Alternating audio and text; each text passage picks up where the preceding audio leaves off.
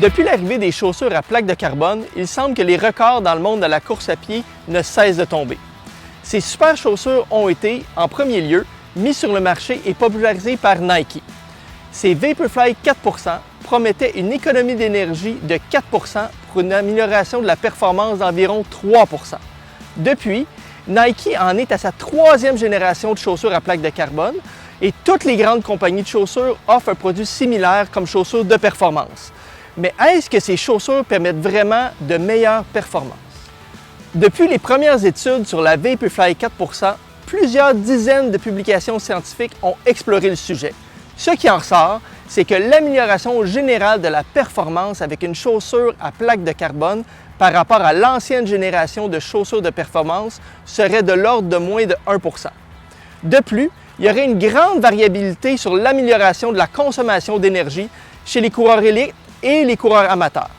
On peut voir une différence de plus 11% jusqu'à moins 11% de consommation énergétique, ce qui amène à croire que l'amélioration de la performance n'est pas seulement due à cette économie d'énergie, mais serait multifactorielle et donc très difficile à cibler.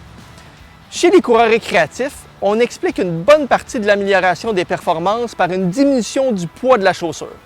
En effet, la consommation énergétique diminue grandement lorsqu'on utilise une chaussure de faible poids.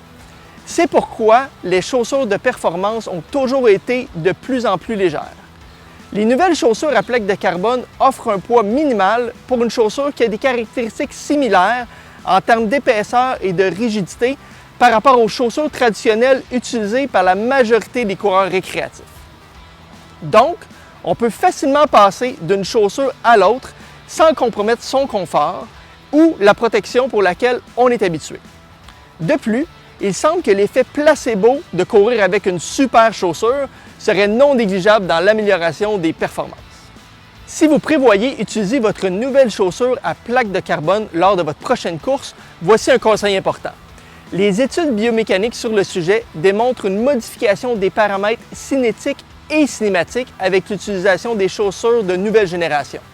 Elles provoquent une diminution de la cadence, une augmentation de la longueur des pas, modifient le bras de levier au niveau de la cheville et des articulations métatarsiennes et augmentent aussi la force d'impact au sol. Ceci implique une modification de la charge mécanique sur votre corps.